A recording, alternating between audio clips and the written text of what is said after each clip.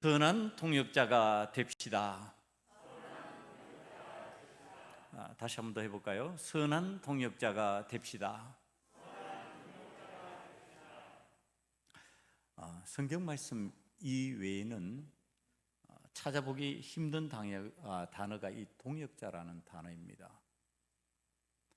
국어 사전에는 아예 그 뜻이 안 나와 있어요. 이 동역이라고 하는 것에 대한 뜻이 제가 찾아보니까 없었어요. 그러나 이 사도 바울이 즐겨 쓰므로써 교회 공동체에서 자주 등장하며 흔하게 사용하는 말 중에 하나가 동역자입니다. 그러니까 지금 이 동역자라고 하는 말을 사용한다는 것은 하나님의 뜻을 따라서 주님의 뜻과 상관하여라는 뜻입니다. 주님의 뜻이 없으면 동역할 수 없다는 거죠. 하나님의 뜻이 아니면 동역할 수 없다는 뜻입니다. 이 사도 바울이 사용한 동역자의 의미는 한 가지 목적을 가지고 함께 일하는 자를 의미한다고 성경 사전에는 그렇게 나와 있습니다. 사도 바울이 성경에서 실제로 어떤 때에 이 동역자라는 말을 사용했느냐? 골로새서 4장 11절에 보면 주의 복음을 위해 함께 애쓰는 자에서 그렇게 사용하고 있었고요. 요한 3서 1장 8절에서 진리를 위해 함께 수고하는 자에서 동역자라는 말을 사용하고 있습니다. 데살로니가 전서 3장 2절에서 하나님의 일꾼들을 가르칠 때 이 동역자라는 말을 사용하고 있습니다. 그리고 적용했던 사람들의 이름이 성경에 등장합니다. 브리스가와 아굴라가 대표적인 인물입니다. 디모데가 동역자의 반열에 올라가 있습니다. 디도가 그렇고 빌레몬이 그렇고 마가가 그렇고 누가가 그렇고 실라가 바나바가 동역자의 반열에 올라와 있습니다. 지금 사도 바울이 말하는 동역자에서 차지하는 큰 뜻은 함께라는 뜻입니다. 동역자는 함께 주의 복음을 전하는 일을 하는 것이고 함께 진리를 위해서 일하고요, 함께 하나님 나라의 일꾼으로 일하는 것을 의미하는 겁니다. 그러니까 협력해서 힘을 합해서 일을 한다는 뜻입니다. 혼자 하지 말라는 뜻이에요. 함께 하나님의 일꾼으로 주의 복음을 위해서 진리를 위하여 일하는 사람이 그럼 어떤 사람일까? 사람을 살리기 위하여 그리스도인으로 하나님의 구원의 역사에 동참하는 사람들입니다.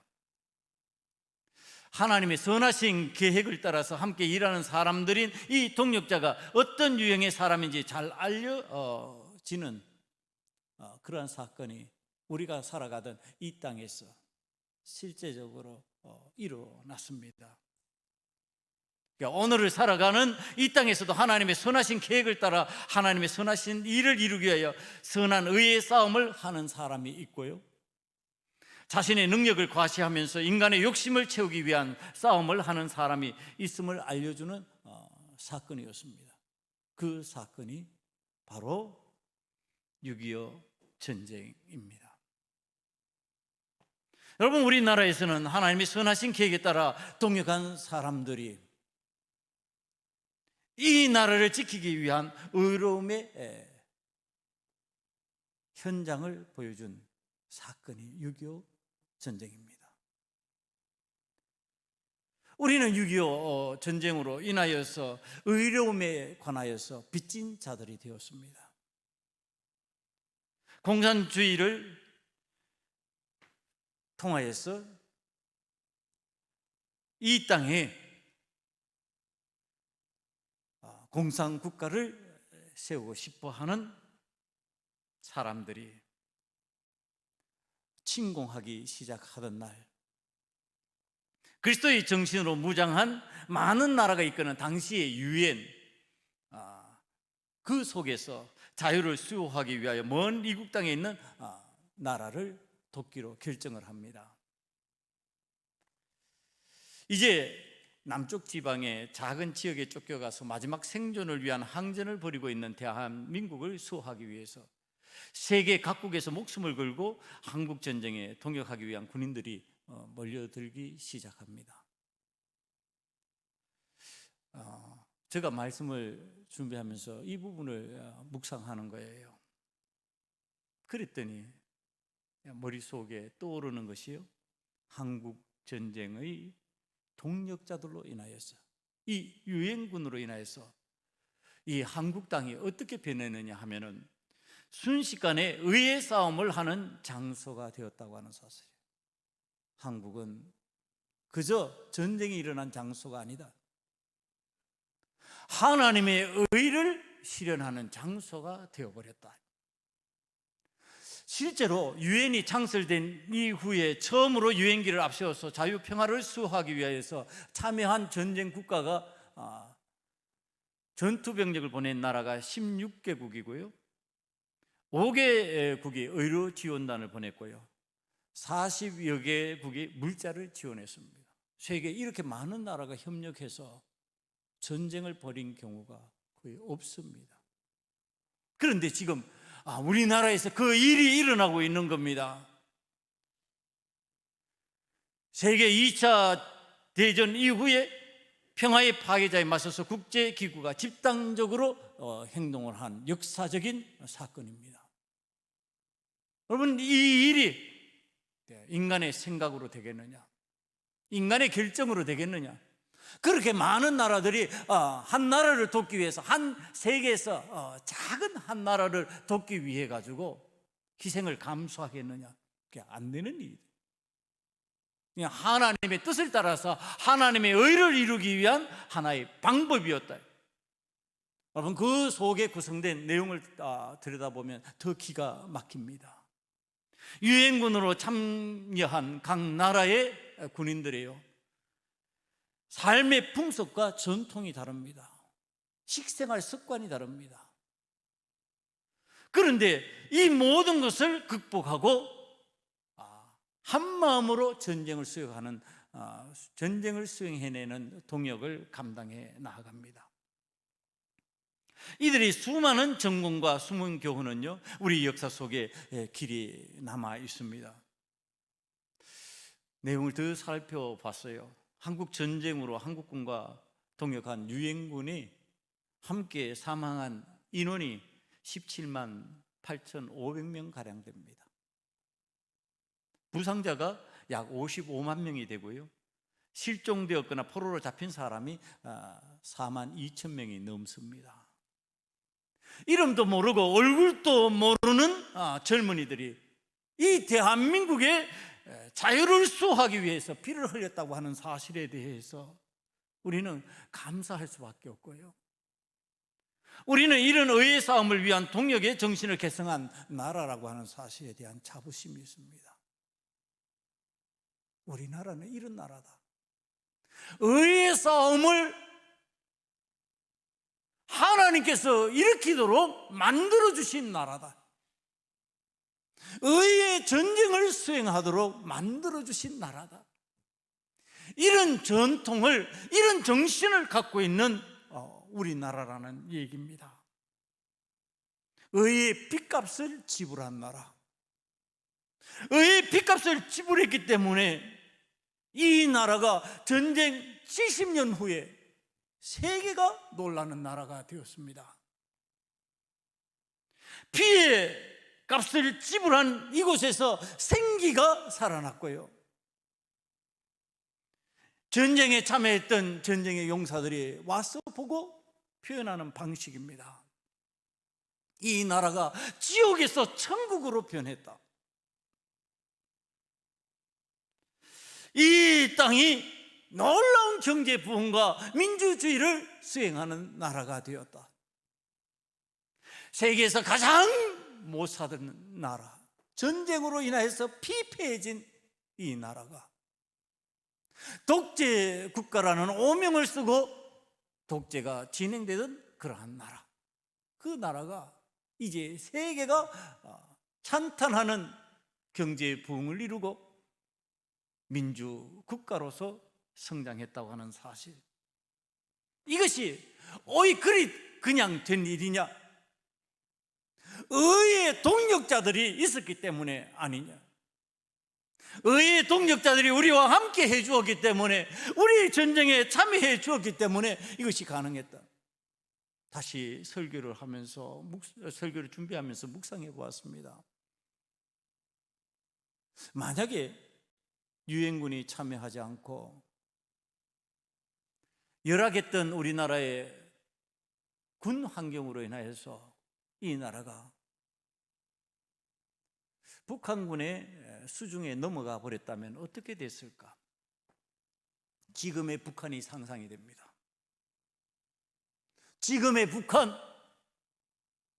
세습 통치의 독재 정권 아래 굶주림과 부자유의 삶으로 처참하게 살아가기 때문에 저 북한 땅에 있는 우리의 동포, 우리의 형제들이 이곳에 못 살겠다 그러고 탈출할 수밖에 없는 그러한 지경이 되어버렸고, 신앙을 갖고 있다면, 기독교의 신앙을 갖고 있다면 무조건 죽음으로 갈 수밖에 없는 그 환경, 그 모습이 눈에 그려졌습니다. 여러분, 이 땅이 바로 그런 땅이 되었을 겁니다. 세습 통치로 인하여서 독재 정권이 있을 것이고, 그 아래서 신임하면서 처참하게 살아가야 할 우리들의 모습, 신앙생활은 고사하고 자유도 없고, 우리의 삶에는 핍절함이 있고 답답함이 있고, 이것을 벗어나야 되겠다고 하는 생각밖에 들지 않는 그런 나라가 됐을 것이라는 겁니다. 저는 그런 생각을 생각하면서 우리나라의 선한 동역자, 유엔군 용사들이 고맙고 너무나도 감사했습니다. 눈물이 핑 돌았어요. 그러면서 생각하게 되는 거예요.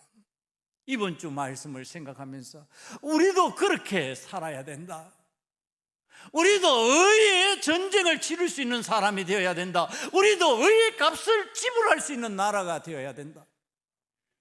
여러분, 사도 바울이 쓰기 시작한 동역자의 의미가 오늘의 세상에서도 잘 드러나게 만드는 이 일에 우리들이 헌신해야 된다는 결심을 지금 하게 됩니다. 오늘 성경 말씀 본문에서 사울 왕의 아들 왕자 요나단의 동역자가 된 무기든 용사, 아마 부관쯤 될 겁니다. 이 요나단과 부관이 벌이는 전쟁은 오랫동안 신앙 공동체 이스라엘과 적대적 관계에 있던 블레셋을 향한 의의 전쟁입니다. 자, 이것을 어떤 방식으로 이해해야 될까를 생각하면서 이걸 알려야 되겠다, 그렇게 깨달아졌습니다. 오늘 살아가는 우리가 오늘 말씀에 등장하는 이 블레셋과 무슨 상관이 있냐 말이에요. 이 블레셋이라는 나라를 우리의 삶의 정황에서 어떻게 이해를 해야 될 것인가? 이 블레셋을 우리의 삶에서 무엇으로 보아야 될 것인가? 이 블레셋을 성경은 어떤 방식으로 표현하고 있는가? 그러기 위해서 성경이 가르치시는 성경 말씀의 구조적 틀을 살펴보아야 했습니다. 여러분, 우리가 잘 아는 대로 성경의 틀 안에서 가나안 복지를 설명할 때 그 반대편에 등장하는 것이 애굽이에요. 항상 그렇습니다. 애굽을 말하면 가나안이 나옵니다. 그러니까 지금 가나안에 속한 사람이 되겠느냐, 애굽에 속한 사람이 되겠느냐, 성경은 그렇게 묻는 방식입니다. 이스라엘이 성경에 등장합니다. 그러면 그 반대편에 나타나는 나라가 바로 블레셋입니다. 자, 이 성경에 등장시키는 블레셋, 이스라엘 나라로의 정체성을 가지고 살아갈 것이냐, 아니면 블레셋의 정체성으로 함몰되어 살아갈 것이냐, 성경이 묻고 있는 겁니다. 성경 말씀은요, 이스라엘이 애굽에 있으면 종살이 해야 되는 형편을 말하는 것이고요, 애굽에 있으면 그건 종이 되는 거예요. 노예 생활하는 거예요. 가나안에 있으면 하나님의 백성으로 주인이 되는 형편을 얘기하는 겁니다. 너 주인으로 살래? 노예 생활 할래? 너 종살이 하면서 무지무지하게 바빴지. 무지무지하게 바쁜데도 너에게 돌아오는 소득은 없었지. 너에게 돌아오는 이득은 없었지. 그런데 애굽에서 살래? 아니면 주인된 가나안에서 하나님과 더불어 하나님의 뜻을 이루는 하나님의 동력자로 살아갈래? 그렇게 묻는다는 겁니다. 여러분, 지금 이 요나단과 부간이 상대하고 있는 블레셋은 이스라엘의 영토를 뺏기느냐 빼앗느냐 뭐 이런 전쟁의 대상이 아니라는 얘기를 하는 겁니다. 이스라엘 신앙 공동체가 신앙을 잃어버리고 종노릇하면서 살 것이냐, 아니면 신앙 공동체가 신앙생활을 잘 유지하면서 주인으로 살아갈 수 있는가를 실험하는 현장입니다. 이 실험에서 지면요 어떤 현상이 나타나느냐, 이스라엘은, 우리는 신앙의 파탄을 경험하고 자신들의 하나님을 제대로 섬기지 못하면서 종노릇으로 바쁜 삶을 살 수밖에 없는, 종노릇으로 정신없이 살아야 되는 형편이 되는 겁니다. 요나단은 지금 블레셋을 바라볼 때 이 심정으로 바라보고 있는 거예요. 우리가 블레셋에 져버리면 우리는 블레셋의 종이 되는 거야. 블레셋의 노예가 되는 거야.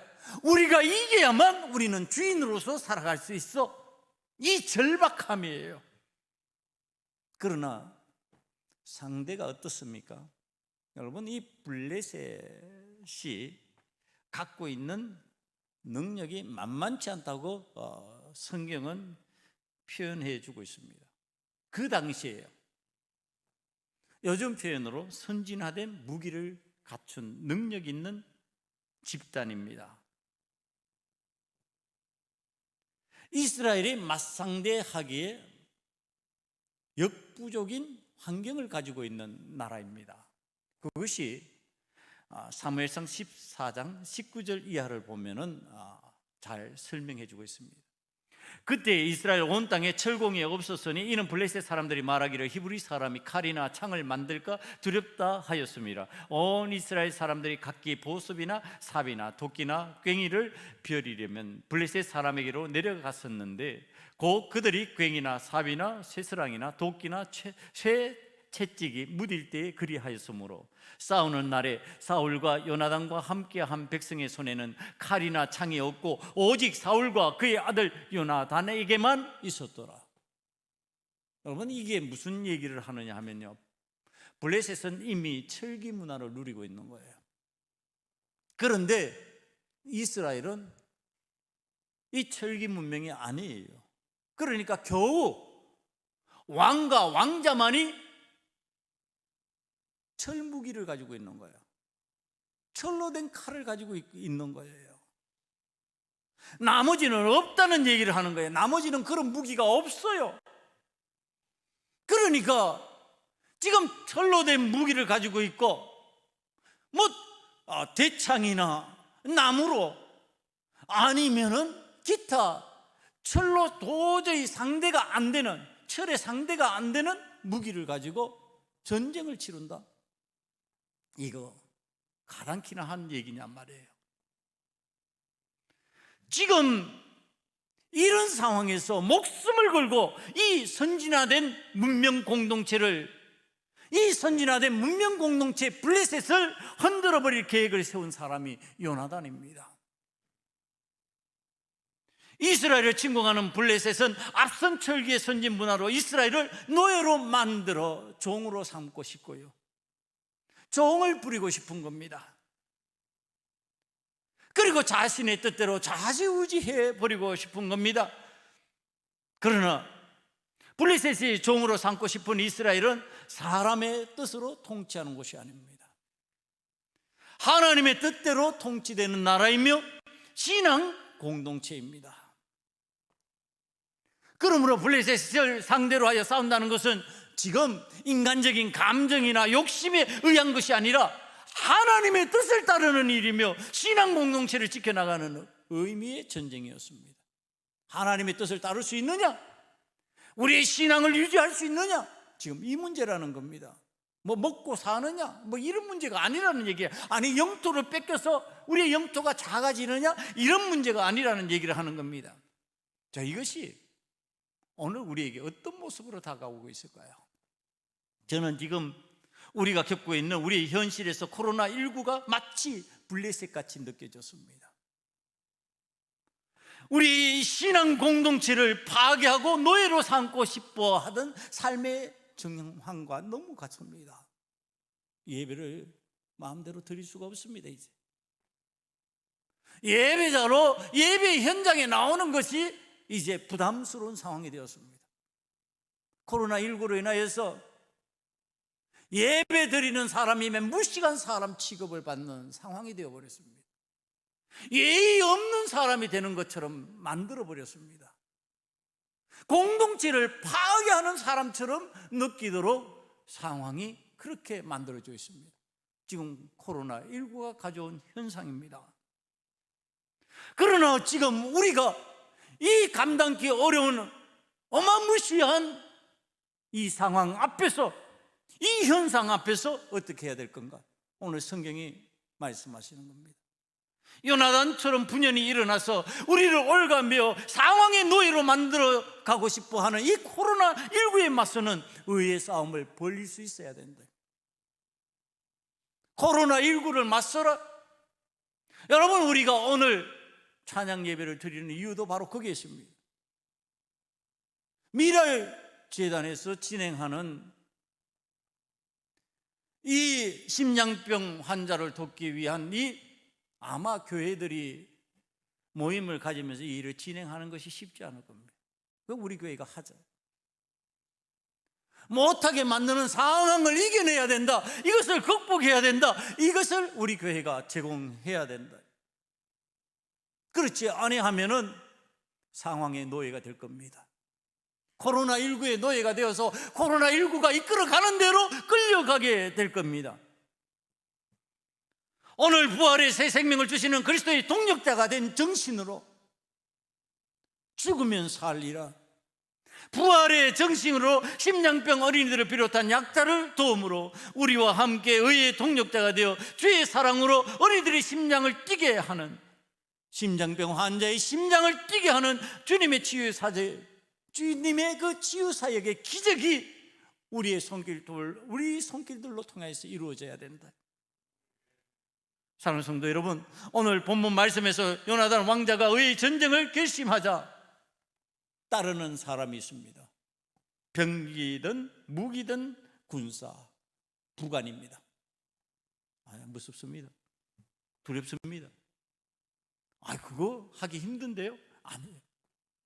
합시다. 왕자님, 해봅시다. 왕자님, 저도 있잖아요. 그래, 너도 있지.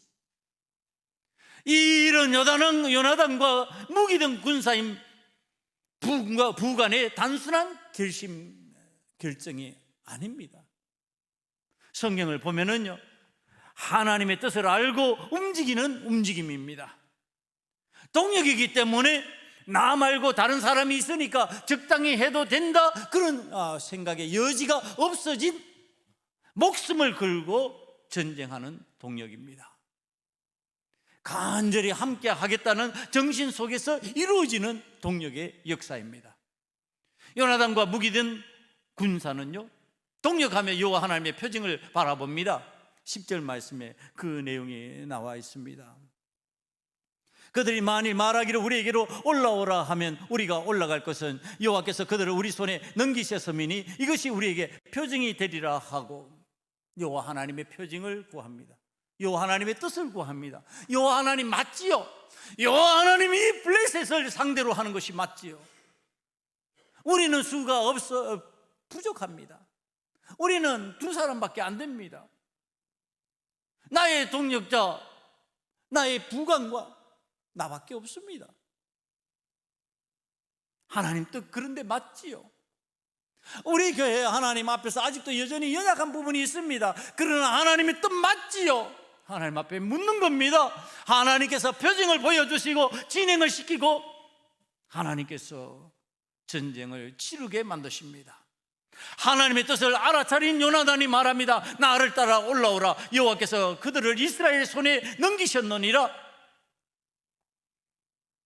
이제 동역자 무기된 군사와 요나단은 말 타고 편안하게 전투에 나가는 것이 아닙니다. 13절 말씀을 바라보면요, 요나단이 손발로 기어 올라갔고 그 무기를 든 자도 따랐더라. 여러분, 동역하는데 편안히 하는 거 아니에요. 동역하는데, 동역의 전쟁을 치르는데 코로나와 우리가 동역의 전쟁을 치러야 하는 상황이 되었을 때 평안히 하는 게 아니라, 피해서 적당히 하는 것이 아니라, 나 말고 다른 사람이 있으니까 나는 안 해도 되지, 이게 아니고 지금 이 요나단과 부가는요 함께 기어서 그 전쟁의 현장으로 나아가는 거예요. 기어서. 성경적 표현 방식이에요. 이게 기어서 힘들게 어렵게 답답한 가운데 그런 의미가 포함되어 있는 겁니다. 그런 모습으로 지금 동역하면서 두 사람이 기꺼이 하나님의 뜻이라면, 하나님이 함께 하시는 일이라면 우리가 합니다. 그리고 나아가는 거예요. 죽음을 무릅쓰고 수고를 아끼지 아니하고 지금 나아가 전쟁을 치르기 시작하자. 이게 말도 안 되는 전쟁이죠. 지금 사람이 생각할 때는, 세상 사람이 바라볼 때 우리 교회가 진행하는 이 행사가 어찌 보면 말도 안 되는 행사일 수 있습니다. 그런데 기가 막힌 현상이 일어나기 시작했습니다. 블레셋 진영과 모든 백성들이 공포에 떨었고 부대와 노략군들도 떨었으며 땅도 진동하였으니 큰 떨림이 일어났다. 떠는 거예요. 이쪽은 두 사람밖에 없는데 저쪽에는 수많은 군인들이 있는데 그들의 영역에서 지금 떨림이 일어나고 있는 거예요. 진동이 일어나고 있는 거예요. 여러분, 그러면서 파괴가 되어버리는 거예요. 무너지기 전에 전조잖아요. 전조 현상. 무엇이 무너지기 전에 떨림의 현상이 일어나잖아요. 지진이 일어나잖아요. 지금 그와 같은 현상이 일어난 거예요. 하나님의 뜻을 따라 동역한 두 사람이 믿음을 가지고 목숨을 걸고 그 현장으로 나아가 사명을 감당하게 될 때 그곳에서 떨림이 일어나고 그것이 무너져 내리는 현상이 일어나 버리는 거예요. 사랑하는 성도 여러분, 우리 교회가 하나님 앞에서 적지만 믿음의 역사를 이루기 위하여, 동력하기 위하여, 하나님의 뜻을 실현하기 위하여 나아갈 때 떨림의 역사가 나타나고 무너짐의 역사가 나타날 줄 믿습니다. 우리를 대적하던 그 악한 것들이, 악한 환경들이 무너져 내리고 악한 상황들이 거꾸러지는 역사가 나타날 겁니다. 우리가 의의 싸움을 하고 하나님의 뜻을 나아간다면, 이 일의 동력자로 하나님 앞에 동행하는 동행자가 된다면 그 어떤 무시무시한 모습의 상황이라 할지라도 우리의 힘으로 감당하기 힘든 무기를 가졌다 할지라도, 어떤 상대하기 곤란한 기술과 능력을 가지고 있다 할지라도, 코로나19라고 하는 우리가 제압하기 힘든 그러한 상황이 우리에게 온다 할지라도 우리의 삶에 여호와 하나님께서 함께 하시는 승리의 역사가 나타날 줄 믿습니다. 오늘 우리가 연약한 심장병 환자들을 돕기로 작정하고 예배를 드리는 현장에 코로나19의 전염병 환경에서 의료 기술의 힘과 예방 수칙 이상으로 중요한 것이 있다고 지금 성경이 가르쳐 주는 겁니다. 예방 수칙 지켜야지요. 마스크 쓰는 게 좋지요. 식사할 때는 일렬로 앉아서 서로가 입에서 비말이 나오지 않도록 조심하는 거 필요하지요. 그러나 그것 이상으로 중요한 거, 우리 신앙인들이 반드시 갖추고 나아가야 될 것, 하나님의 뜻을 따라 하나님의 의를 이루는 동력의 정신입니다. 하나님의 뜻을 내가 이루고야 말겠다. 내가 예수 그리스도의 정신으로 그리스도와 함께 이 일을 하겠다.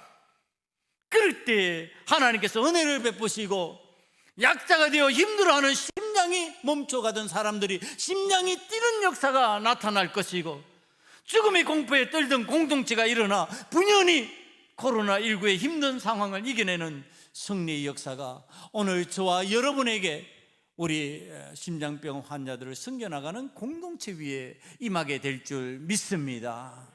기도하시겠습니다. 아버지 하나님, 오늘 하나님께서 우리에게 선한 동력자가 되도록 길을 여시고 가르쳐 주셨으니 하나님께서 원하시는 방법으로 선한 동력자의 사명을 감당하는 교회가 되기를 원합니다.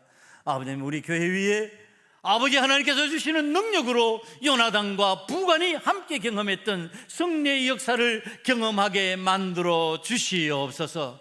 예수님 이름으로 감사하며 기도드리옵나이다. 아멘.